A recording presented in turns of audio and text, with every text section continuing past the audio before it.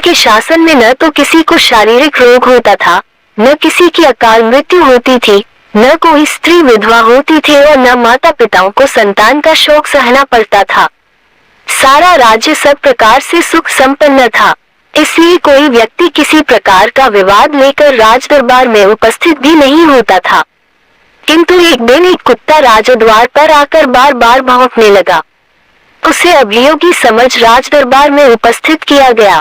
पूछने पर कुत्ते ने बताया, प्रभु, आपके राज्य में सर्वार्थ सिद्ध नामक एक भिक्षुक है।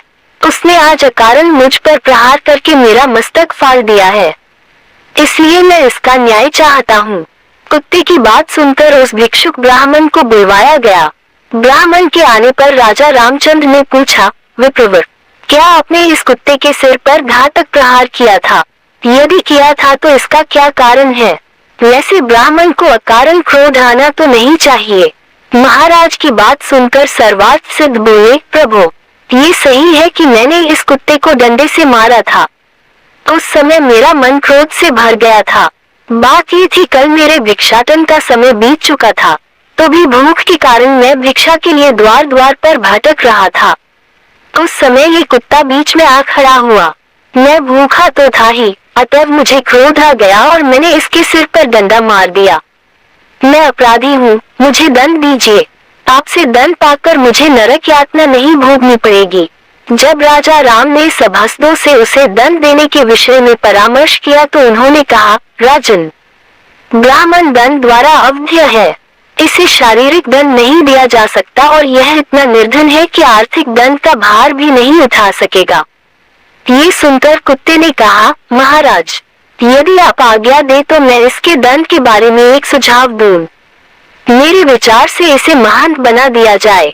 यदि आप इसे कालज के किसी मठ का मठाधीश बना दे तो ये दंड इसके लिए सबसे उचित होगा।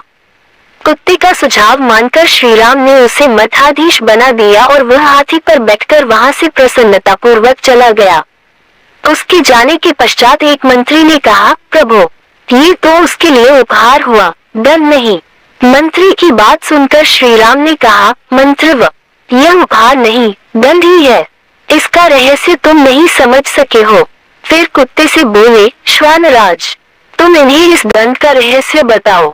राघव की बात सुनकर कुत्ता बोला, रघुनंदन, पिछले जन्म में मैं कालज के एक मठ का अधिपति था। वहाँ मैं सदैव शुभ कर्म किया करता था, फिर भी मुझे कुत्ते की योनि मिली। ये तो अत्यंत क्रोधी है, इसका अंत मुझसे भी अधिक खराब होगा।